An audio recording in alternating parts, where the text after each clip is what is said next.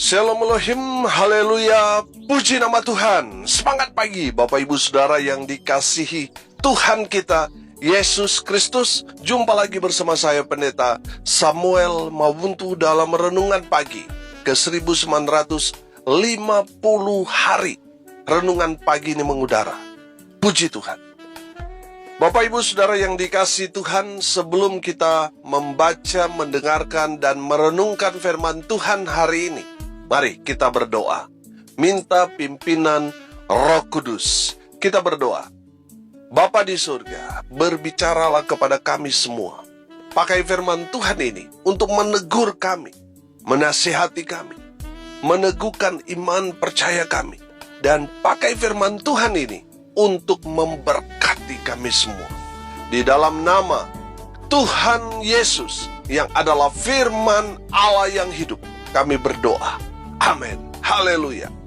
Bapak Ibu Saudara yang dikasihi Tuhan, bersama dengan saya kita akan belajar Alkitab dari kitab Kejadian sampai kitab Wahyu. Mari buka Alkitab kita dalam kitab 2 Tawarik pasal 7 ayat 17 sampai ayat 22. 2 Tawarik pasal 7 ayat 17 sampai ayat 22. Demikian firman Tuhan. Mengenai engkau, jika engkau hidup di hadapanku sama seperti Daud ayahmu, dan berbuat sesuai dengan segala yang kuperintahkan kepadamu, dan jika engkau tetap mengikuti segala ketetapan dan peraturanku, maka aku akan meneguhkan tahta kerajaanmu sesuai dengan perjanjian yang telah kuikat dengan Daud ayahmu, dengan berkata, takkan terputus keturunanmu yang memerintah atas Israel. Tetapi jika kamu ini berbalik dan meninggalkan segala ketetapan dan perintahku yang telah kuberikan kepadamu, dan pergi beribadah kepada Allah lain dan sujud menyembah kepadanya, maka aku akan mencabut kamu dari tanahku yang telah kuberikan kepadamu, dan rumah ini yang telah kukuduskan bagi namaku akan kubuang dari hadapanku, dan akan kujadikan kiasan dan sindiran di antara segala bangsa. Dan setiap orang yang lewat rumah yang amat ditinggikan ini akan tertegun dan berkata, apakah sebabnya Tuhan berbuat yang demikian kepada negeri ini dan kepada rumah ini? Maka orang akan berkata, sebab mereka meninggalkan Tuhan Allah nenek moyang mereka, yang membawa mereka keluar dari tanah Mesir, dan sebab mereka berpegang pada Allah lain, dan sujud menyembah kepadanya, dan beribadah kepadanya. Itulah sebabnya Ia mendatangkan segala malapetaka ini ke atas mereka. Amin firman Tuhan. Haleluya. Bapak Ibu Saudara yang dikasihi Tuhan, firman Tuhan ini masih satu konteks dengan kebenaran firman Tuhan yang kemarin, di mana Tuhan menampakkan diri kepada Salomo di saat Salomo telah selesai menyelesaikan pembangunan bait Allah dan juga sudah selesai membangun kerajaannya. Bapak Ibu Saudara yang dikasihi Tuhan, menarik dari kebenaran firman Tuhan ini di ayat 17 di sana. Coba saudara perhatikan. Mengenai engkau, jika engkau hidup di hadapanku sama seperti Daud ayahmu. Bapak Ibu Saudara yang dikasihi Tuhan, saya melihat di sini bahwa kehidupan Daud menjadi ukuran Tuhan, menjadi standar Tuhan bagi keturunannya. Saudara, saya percaya yang dimaksudkan firman Tuhan ini bukan hanya Salomo, tetapi bangsa Israel dalam konteks saat ini juga berbicara kepada gereja-gereja Tuhan. Ya, berbicara kepada saudara dan saya. Amin. Nah, firman Tuhan ini berkata kalau kita hidup sama seperti Daud, maka Tuhan akan, di sini dikatakan Tuhan akan meneguhkan kerajaan Israel. Artinya keturunan dari Daud, Salomo dan seterusnya akan terus memerintah bangsa Israel. Tetapi kalau mereka berbalik dan meninggalkan Tuhan dan beribadah kepada Allah lain, maka Tuhan akan membuang bangsa Israel dan menghancurkan bait Allah yang telah dikuduskan itu. Bapak Ibu Saudara yang dikasihi Tuhan, mari kita lihat seperti apa Daud hidup sehingga menjadi standar, menjadi ukuran Tuhan bagi keturunannya, dan saya percaya ini juga menjadi ukuran Tuhan buat gereja Tuhan. Amin. Seperti apa Raja Daud hidup? Kita belajar. Yang pertama, perhatikan ayat 17. Sekali lagi saya akan bacakan buat kita sekalian. Mengenai engkau, jika engkau hidup di hadapanku sama seperti Daud ayahmu, dan berbuat sesuai dengan segala yang kuperintahkan kepadamu, dan jika engkau tetap mengikuti segala ketetapan dan peraturanku. Amin. Saudara yang dikasihi Tuhan, yang pertama, Daud hidup taat pada firman Tuhan. Amin.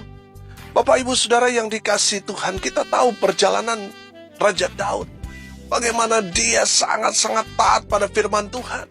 Sebelum dia berjalan, sebelum dia mengambil satu keputusan, saudara, dia bertanya dulu kepada Tuhan. Amin. Dia tahu bahwa hidupnya itu tergantung pada firman. Dia mau berjalan atau tidak, itu tergantung pada perintah Tuhan yang harus dia taati. Kalau Daud melanggar perintah Tuhan, maka kehidupannya serta perjalanan bangsa Israel dan juga nyawa dari prajurit-prajuritnya itu tergantung kepada keputusan yang Daud ambil.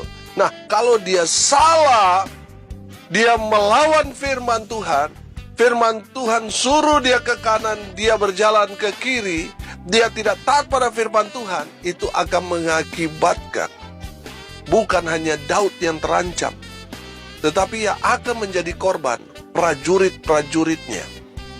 Bahkan lebih besar lagi, yang akan mendapatkan akibat yang sangat-sangat kompleks adalah rakyat Israel. Mereka akan merasakan dampak buruk karena Raja Daud yang tidak taat pada firman. Saudara yang dikasihi Tuhan, Daud tahu kalau dia salah mengambil keputusan yang dia ambil bertentangan dengan perintah Tuhan, itu akan menjadi rentetan malapetaka. Makanya Daud memilih taat pada firman Tuhan. Amin. Saudara yang dikasihi Tuhan, kalau kita belajar tentang dosa pertama itu karena ketidaktaatan, berakibatkan fatal, saudara. Nah, Bapak Ibu Saudara yang dikasihi Tuhan, kalau kita tidak taat pada firman Tuhan, yang rugi bukan hanya kita, tetapi keluarga kita, usaha kita, pelayanan kita akan lebih luas lagi. Itu akan merusak masa depan kita. Saudara yang dikasihi Tuhan, mari kita mau belajar taat pada firman Tuhan, bukan hanya perkara-perkara yang kita anggap, oh ini baik buat saya, kita mau taat. Tetapi kalau untuk hal-hal memberi perpuluhan, memberi diri untuk dibaptis, untuk melayani dan sebagainya, oh itu tunggu dulu. Itu nanti berikut. Saudara yang dikasihi Tuhan, kalau kita seperti itu, bagaimana kita mau diberkati Tuhan? Kalau kita belajar dari Abraham, Abraham diberkati Tuhan dengan luar biasa. Karena apa? Ketaatan Abraham. Amin. Saudara, dari Daud kita belajar bagaimana Daud dia hidup menurut firman Tuhan, perintah Tuhan. Semua ketetapan dia pelihara. Artinya dia tunduk pada otoritas firman. Dia melakukan itu, firman Tuhan dalam kehidupannya sehari-hari. Makanya tidak heran Daud diberkati Tuhan dengan luar biasa. Amin. Kekuasaannya, wow, besar. Kekayaannya berlimpah-limpah. Anaknya menjadi raja yang hebat, Raja Salomo. Karena apa, saudara? Karena dia taat pada firman. Bapak Ibu Saudara yang dikasihi Tuhan, mari kita mau belajar taat pada firman Tuhan. Apa kata firman? Mari kita mau lakukan sebagai gaya hidup kita orang percaya. Amin. Yang kedua, hidup seperti apa Daud, sehingga Daud menjadi standar Tuhan. Yang kedua, Daud itu senang apa? Senang praise and worship. Dia senang memuji, menyembah Tuhan. Kalau kita belajar tentang Daud, ketika Raja Saul dirasuki roh jahat, Daud dipanggil untuk memainkan musik kecapi. Saudara, ketika Daud memainkan alat musik kecapi dan dia mulai praise and worship, hadirat Tuhan turun. Sehingga kuasa-kuasa lain, saudara, dan yang merasuki Raja Saul itu langsung pergi, saudara. Karena hadirat Tuhan turun ketika Raja Daud praise and worship. Dia memuji dan menyembah Tuhan. Amin.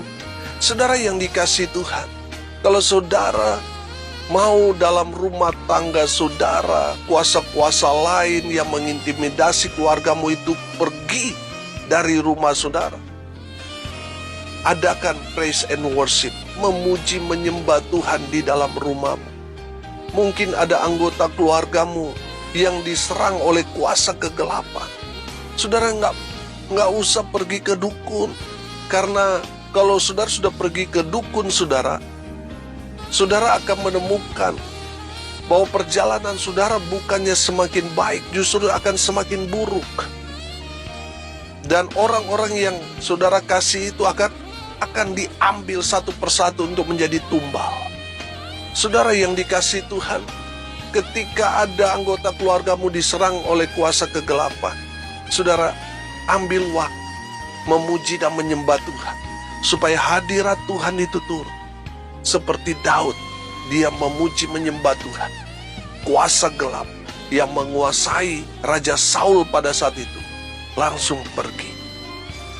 Saudara, saya percaya ketika kita memuji menyembah Tuhan, ada kekuatan Allah yang luar biasa yang akan menaungi kita, yang akan melindungi kita.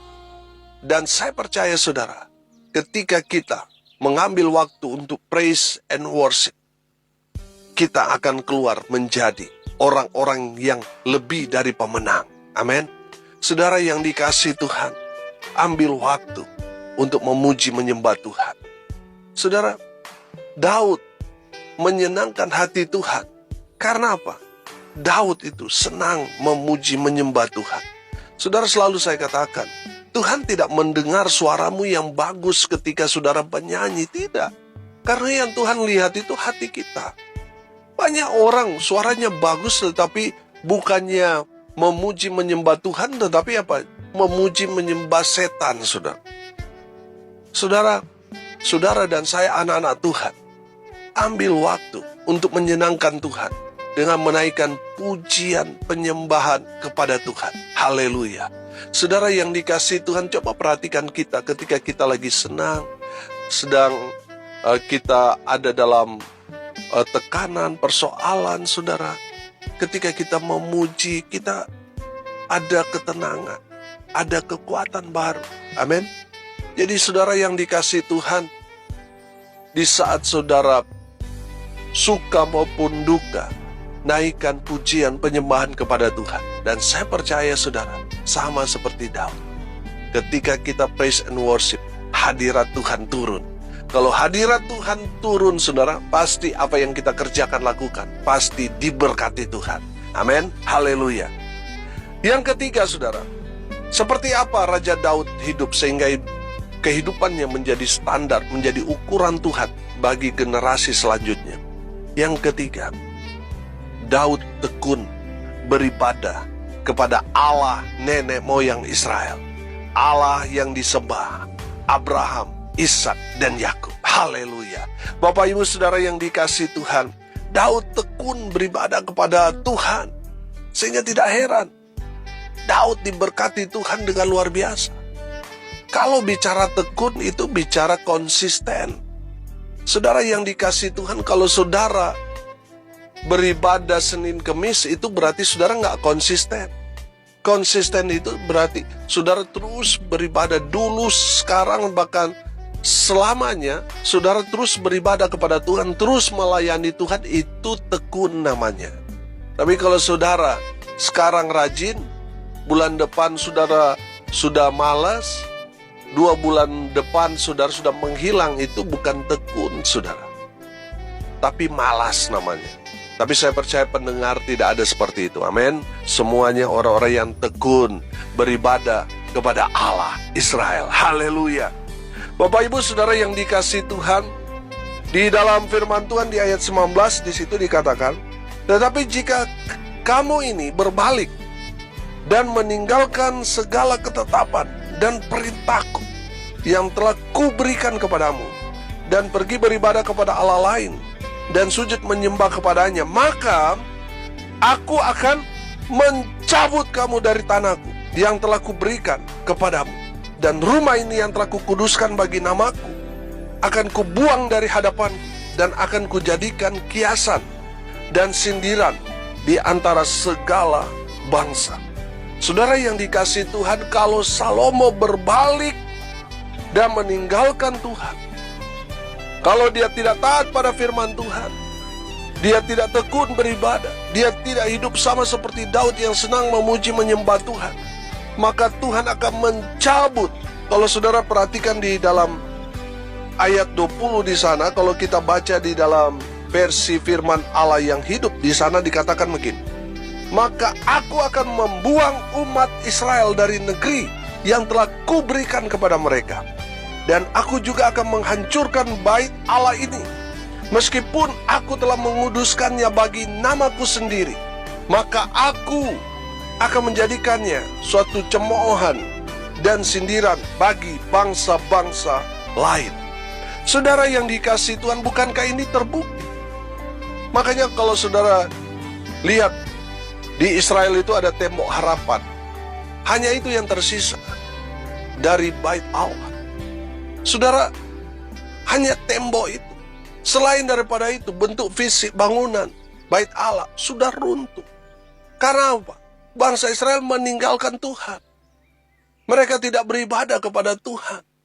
Mereka malah membangun patung dan menyembah Dia.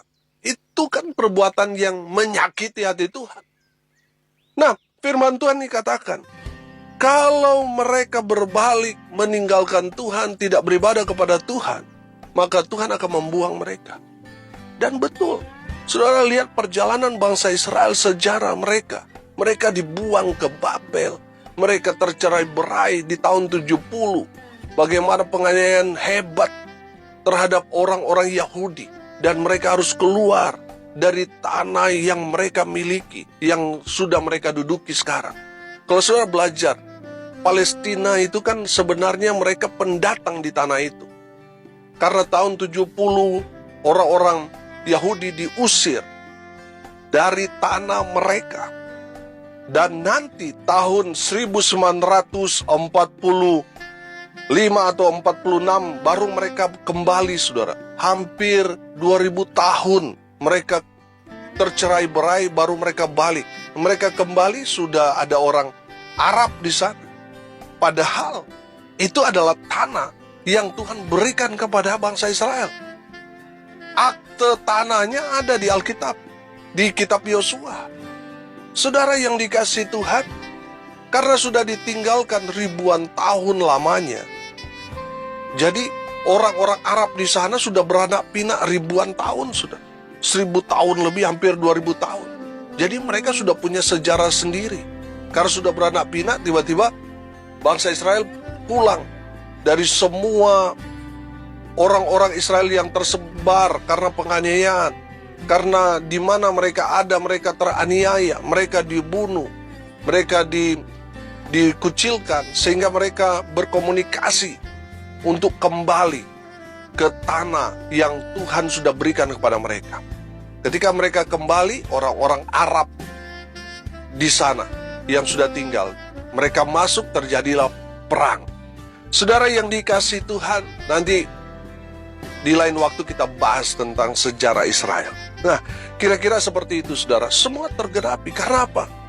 karena mereka meninggalkan Tuhan dan beribadah kepada Allah lain, dan Tuhan membuang mereka. Terjadi, saudara. Jadi saudara yang dikasihi Tuhan, mari kita belajar untuk hidup seperti Daud, supaya kita menikmati janji-janji berkat Tuhan. Amin. Mari belajar taat. Mari kita senang memuji menyembah Tuhan. Mari kita mau tekun beribadah kepada Allah Abraham, Ishak, dan Yakub di dalam Kristus Yesus Tuhan kita. Sehingga Tuhan meneguhkan kehidupan kita. Kita menikmati berkat Tuhan, anak cucu cicit kita. Menikmati berkat-berkat yang Tuhan sudah janjikan kepada kita orang-orang percaya. Saudara yang dikasihi Tuhan, kalau saudara ditegur oleh firman Tuhan ini, oleh hamba Tuhan, karena saudara tidak beribadah kepada Tuhan, saudara, itu menandakan hamba Tuhan itu mengasihi saudara. Saudara lihat perjalanan bangsa Israel. Ketika mereka tidak beribadah kepada Tuhan, malah petaka datang menghantam mereka. Jadi kalau saudara ditegur karena saudara tidak pergi beribadah, tidak pergi ke gereja, saudara bertobat. Jangan melawan.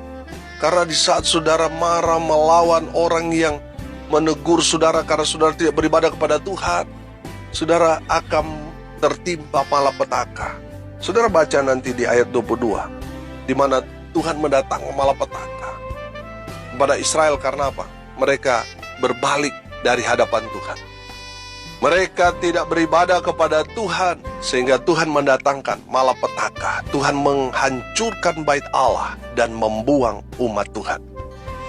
Bapak, Ibu, Saudara, mari kita mau hidup sama seperti Daud. Daud taat pada firman Tuhan, senang memuji menyembah Tuhan, dan tekun beribadah. Sehingga janji-janji Tuhan berlaku buat saudara dan saya. Amin. Mari kita berdoa. Terima kasih Bapa di surga, atas kebenaran firman yang sangat memberkati kami. Berkati semua pendengar, dimanapun mereka berada. Tuhan memberkati hidup mereka, rumah tangga mereka diberkati. Usaha pekerjaan pelayanan mereka dibuat beruntung dan berhasil. Dalam nama Tuhan Yesus, mereka yang sakit Tuhan sembuhkan. Mereka yang lemah Tuhan kuatkan. Tuhan hibur mereka yang berduka cita. Dan mereka yang hari ini berulang tahun, Tuhan Yesus memberkati mereka. Hamba berdoa, biarlah berkat dari surga turun memenuhi semua pendengar. Bapak, Ibu, Saudara yang dikasihi Tuhan, arahkanlah hatimu dan terimalah berkat dari Tuhan Yesus. Tuhan memberkati engkau dan melindungi engkau. Tuhan menyinari engkau dengan wajahnya dan memberi engkau kasih karunia. Tuhan menghadapkan wajahnya kepadamu dan memberi engkau damai sejahtera. Di dalam nama Tuhan Yesus, sumber segala berkat. Bapak, Ibu, Saudara yang percaya, diberkati Tuhan, katakan amin. Puji Tuhan. Bapak, Ibu, Saudara yang dikasihi Tuhan, kalau saudara merasa diberkati melalui renungan pagi ini, bagikan juga kepada saudara-saudara yang lain supaya mereka juga diberkati. Karena untuk itulah kita dipanggil untuk jadi berkat. Salam kasih dari Bali. Saya Pendeta Samuel Mawuntu. Sampai jumpa besok pagi. Tuhan Yesus memberkati kita semua. Haleluya.